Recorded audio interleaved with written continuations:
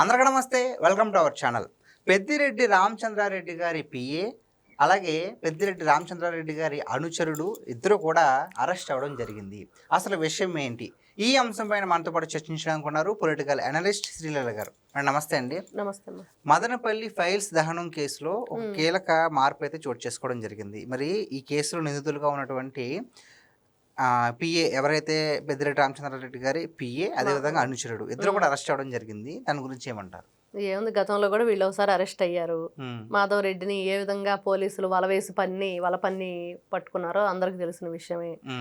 ఆ తర్వాత మళ్ళీ బయటకు వచ్చాడు. మళ్ళీ ఈ రోజున కేసు రీఓపెన్. నిజంగా ఏం జరిగింది ఆ రోజున? కుట్రపూరితంగానే జరిగిందా, యాక్సిడెంటల్ గా జరిగిందా అనే దాని మీద చర్చ. ఖచ్చితంగా వీళ్ళు కావాలని ప్రీ ప్లాన్డ్గా మరి ఒక స్కెచ్ అయితే వేసుకొని ఈ ఫైళ్ళ దహనం జరిగింది అనేది రుజువైంది. సో ఆ ఫైల్స్ అలా దహనం చేయడానికి గల కారణం ఏదైతే ఉందో ప్రతి ఒక్కరికి తెలిసింది. మరి భూములన్నింటినీ కూడా అసైన్ భూములు కావచ్చు, చాలా భూముల్ని దోచుకుని ఆక్రమించుకున్నందున అవన్నీ ఉన్నాయి అన్నందుకే మరి తగలబెట్టారు, ఇలా దహనం చేశారు అనేది ఒక వార్త. మరి దానికి ఏమంటారు? ఖచ్చితంగా కూటమి ప్రభుత్వం అధికారంలోకి వచ్చాక ఏం జరిగిద్ది అనేది తెలుసు. మరి భూబకాసురుడు ఎవరైతే ఉన్నారో పెద్దిరెడ్డి రామచంద్రారెడ్డి, మరి ఈ భూబకాసురుడు ఏం చేశాడంటే మరి 100 ఎకరాల భూములు కొల్లగొట్టాడు. మరి అవి బయటకు వస్తాయి, నిజంగా నేను నిందితుడిని చెప్పి తెలిసిపోతుంది, నిజాలు బట్టబయలు అవుతాయి అంటే ఏం చేస్తారు? ఆబ్వియస్లీ ఇదే చేస్తారు. సో మొత్తం కూడా ఏ ఆధారాలు లేకుండా చేద్దామనే ఉద్దేశంతోనే ఈ ఫైళ్లు దహనం చేశారు. ఆ మధ్య చూస్తే తాడేపల్లి ప్యాలెస్ దగ్గర కూడా జగన్మోహన్ రెడ్డి గారి ఇంటి బయట కొన్ని బుక్స్ లేకపోతే డైరీలు ఏవేవో ఇలా దగ్ధమైపోయి ఉన్నాయి అని చెప్పేసి వార్త కూడా మనం చూసాం. అవును. అంటే ఇవన్నీ కూడా ఏం చేస్తున్నారు అంటే ఆధారాలు, కరెక్ట్గా ఏదైతే ఆధారాలు ఉంటాయో అవన్నీ లేకుండా చేస్తున్నారు. దానికి ఇలా ఎంచుకున్నారు. ఒకప్పుడు మీరు వింటే పూర్వకాలంలో అంటే మా తాతలు చెప్పిన విషయాలు, మనకి తెలియదు ఆ విషయం. ఇట్లా ఏదైనా అప్పట్లో దస్తావేజులు రాయించుకునే వాళ్ళు, నోట్లు, ప్రామిసరీ నోట్లు, అవి రాయించుకున్నప్పుడు ఏం జరిగిద్దంటే ఇదిగో నువ్వు నా దగ్గర ఇంత అప్పు తీసుకున్నావు, నేను నీకు ఇంత అప్పు ఇచ్చాను అనేది ఉంటుంది. ఆ పేపర్లు నవిలేసేవాళ్ళు అంట, మింగేసేవాళ్ళు అంట. అలాగా అన్ని పేపర్లు మింగలేడు కదా ఈ భూబకాసురుడు. ఈ భూబకాసురుడు భూములు అయితే కొట్టేస్తాడు కానీ అన్ని పేపర్లు ఎలా మాయం చెయ్యాలి అనే దురుద్దేశం ఏం చేసిందంటే అగ్నితో ఆహుతి చేసింది. అదే మనం చెప్పుకుంటాం ప్రతిసారి. జగన్మోహన్ రెడ్డి గారి అధికారంలో ఉన్నప్పుడు ఆయన రకరకాల వింతలు జరుగుతూ ఉండేవి. అంటే పేదలకి పంచాల్సిన బియ్యం పందికొక్కులు కొట్టేసినాయి పాపం. ఈ పందికొక్కులు అన్ని బియ్యం ఎలా తిన్నాయో ఎవరికి అర్థం కాని పరిస్థితి. లారీలు కొద్దీ. మరి వైర్లేమో ఉడతలు కొట్టేస్తాయి, మద్యం ఎలుకలు తాగుతాయి.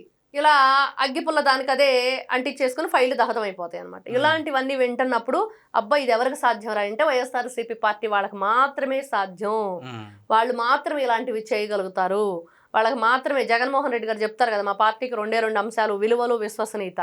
ఇట్లాంటి విషయాల్లో కుట్రలు చేయటంలో, తప్పించుకోవటంలో మరి జగన్మోహన్ రెడ్డి గారికి విశ్వాసంగా పనిచేసే విషయాన్ని గురించి ఆయన చెప్పారని మనం అర్థం చేసుకోవాలి. ఎవరి పట్ల విశ్వాసం, దేని పట్ల విలువలు అంటే పక్కా ప్లాన్ కు కొట్టే విషయంలో చాలా విలువలు కలిగి ఉంటారు, ఎక్కడా కాంప్రమైజ్ అవ్వరు. పక్కాగా ఆ విశ్వసనీయత ఏదైతే జగన్మోహన్ రెడ్డి గారు వీళ్ళకు పదవి ఇచ్చాడంటే ఎందుకు ఇస్తాడు? ఆయన పట్ల విశ్వాసం. పేరు నాని చెప్పాడు కుక్కలాగబడి ఉంటావు నీ దగ్గర అని. మరి ఆ కుక్కలాగా ఉంటున్నారనే మరి ఆయన అంత విశ్వాసంగా ఇట్లాంటి మాటలు ఎలా వస్తున్నాయి అంటే అది.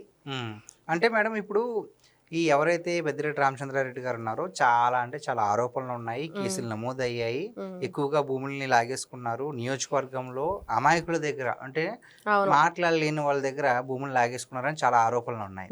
అంటే రాజకీయంగా బాగానే ఉన్న వ్యక్తులు ఈ విధంగా చేయడం వల్ల మరి ప్రజల్లో ఇటువంటి మచ్చ ఏర్పడుద్ది అంటారు? అసలు మచ్చ ఉంది, ఆల్రెడీ చూసాం. వాళ్ళకి ఎలాంటి పనిష్మెంట్ ఇచ్చారు. అయినా కూడా ఆయన ఎమ్మెల్యేగా గెలిచాడు అంటే ఎలా గెలిచాడు? భయపెట్టా అంటే రేపు ఇదిగో మీ భూములు మా దగ్గర ఉన్నాయి, అవన్నీ మీకు పనిచేస్తారనే.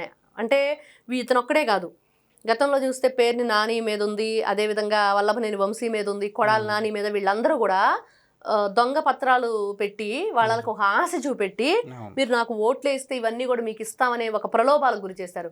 వల్లభనేని వంశీ విషయంలో కోర్టు కూడా అదే చెప్పింది. ఒక ప్రజాప్రతినిధిగా ఉండి ప్రజల ఆస్తుల్ని కాపాడవలసిన మీరు వాళ్ళ ఆస్తులు కొట్టేయటాన్ని ఎలా చూడాలి అని. మరి ఈ రోజున అదే విషయానికి వస్తే ఈయన కూడా అంతే. ఈ రోజున గెలిచాడు అంటే దాని వెనక ఏం కుట్ర చేశాడు, ఏ ప్రలోభాలకు ప్రజలను గురి చేశాడు, భయభ్రాంతులకు గురి చేశాడా, బ్లాక్మెయిల్ చేశాడా, ఎమోషనల్గా ఇంకేదైనా ఇబ్బందికి గురి చేశాడంటే ఇప్పుడు ఆయన ఎందుకు గెలిచాడు అనే దాని మీద వీటిలో ఇన్ని రకాలుగా ప్రజలకు అనుమానాలు వస్తున్నాయి. కాబట్టి గెలిచాడు అన్నంత మాత్రాన మంచివాడు కాదు, ఆయన ఏమి శుద్ధపోస అని ఇప్పుడు చెప్తున్నారు కదా, సుప్పిని శుద్ధపోస అని. ఆయన ఏమి అంత అమాయకుడేం కాదు, ఆయన ఒక నరరూప రాక్షసుడు.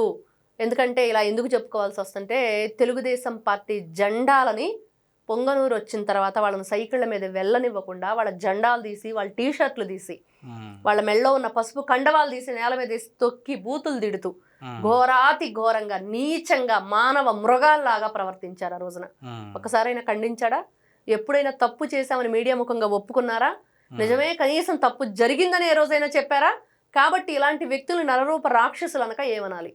ఈ రోజున పేదల ఆస్తుల్ని కొట్టేస్తూ వాళ్ళ రక్తపు కూడికి ఆశపడుతూ, కక్కిన కూడికి ఇలాంటి భయంకరమైన నీచమైన కుట్రలకు పాల్పడుతూ ఉంటూ ఇంకా దర్జాగా మాకు జగన్మోహన్ రెడ్డి ఉన్నాడు, మేము ఏం చేసినా మమ్మల్ని కాపాడుతాడు అని చెప్పి వీళ్ళు ఉండటాన్ని ఏ విధంగా చూడాలి అంటే చాలా ఘోరం. ఎట్లాంటి మచ్చ, ఇంకా మచ్చ ఏముంది బాబు, అట్లాంటి వాళ్ళని అరెస్ట్ చేసి లోపలేయటమే.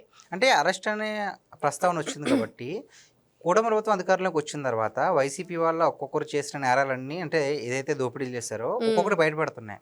అయితే ఏది కూడా ఎవరైతే ప్రధానంగా ఉన్నారో ఏ కేసులైనా సరే వాళ్ళ దగ్గరికి వెళ్లకుండా వాళ్ళ పిఏనో లేదంటే వాళ్ళ అనుచరుడో వాళ్ళు అరెస్ట్ అయిపోతున్నారు, కానీ వాళ్ళు బలైపోతున్నారు, కానీ తప్పు చేసిన వాళ్ళకి శిక్ష పడట్లేదు. దాని గురించి ఏమంటారు? పాస్ సినిమాలో ఒక మెయిన్ విలన్ ఉంటాడు, ఆయనకు సంబంధించిన కొంతమంది గ్యాంగ్ ఉంటారు. ఆ మెయిన్ విలన్కి సంబంధించిన కొడుకో కూతురో ఒక యాక్సిడెంట్ చేస్తారు. వాడేం చేస్తాడు, వెంటనే అరే ఆ ప్లేస్లో వీడు ఉన్నాడని చెప్పి ఒకడికి డబ్బు ఇచ్చి, ఒరే నీ ఫ్యామిలీని నేను చూస్తాను, నువ్వు వెళ్ళి నేనే ఆ కారు నడిపానని చెప్పి సరెండర్ అయిపో, ఆ శిక్ష అనుభవించు, నీ ఫ్యామిలీకి భరోసా నేను. అదే రిపీట్ అవుతుందా? పాస్ సినిమా సీన్లు చూపిస్తున్నారా ఇప్పుడు జనాలకి? అంతే కదా. అసలు వ్యక్తి దగ్గరికి ఎందుకు వెళ్ళట్లనే దానికి ఏ విధంగా మనం అనుకోవాలి, ఎలాంటి ఆలోచనలు మనకి వస్తాయి, ఎవరిని సస్పెక్ట్ చేయాలి ఈ రోజున ఇక్కడ? కాబట్టి ఇవన్నీ వింటున్నప్పుడు ఖచ్చితంగా ఏ పాస్ సినిమాలో రావు గోపాలరావు, ప్రభాకర్ రెడ్డో, ఇంకొక రోజు జగ్గయ్యో ఎవరెవరు గుర్తొస్తూ ఉంటారు, ఎవరైతే ఆ మెయిన్ విలన్ క్యారెక్టర్ చేస్తారో. కాబట్టి ఈ రోజున మీరు అంటున్నట్లుగా మెయిన్ వ్యక్తి దగ్గరికి ఎందుకు వెళ్ళట్లేదు అంటే ఇదే కారణం. ఈ రోజున బాబాయ్ హత్య జగన్మోహన్ రెడ్డి దగ్గరికి ఎందుకు వెళ్ళలేదు? మద్యం కుంభకోణం జగన్మోహన్ రెడ్డి దగ్గరికి ఎందుకు వెళ్ళలేదు? మరి 100 కేజీల బంగారం కానివ్వండి, ఈ ఏదైతే స్వామివారి పరకామణి కానివ్వండి, లడ్డూ కానివ్వండి, నెయ్యి కల్తీ కానివ్వండి, ఇంకా బోర్డన్ని విషయాలు ఉన్నాయి, అవన్నీ జగన్మోహన్ రెడ్డి గారి దగ్గరికి ఎందుకు వెళ్ళట్లేదు? 12 నెలలు జైల్లో ఉండి 16 నెలలు జైల్లో ఉండి 12 సంవత్సరాలుగా పుష్కర కాలంగా బయట తిరుగుతున్న వ్యక్తిని మరి ఏ విధంగా చూడాలి, ఏ విధంగా మనం అనుకోవాలి? కాబట్టి ఇవన్నీ వింటున్నప్పుడు చూస్తున్నప్పుడు ఖచ్చితంగా పాస్ సినిమాల్లో విలన్లు బిడ్డలను కాపాడుకుంటున్నట్టుగా తను కాపాడుకుంటూ తన దగ్గర ఉన్న వాళ్ళని బలి చేస్తున్నారు.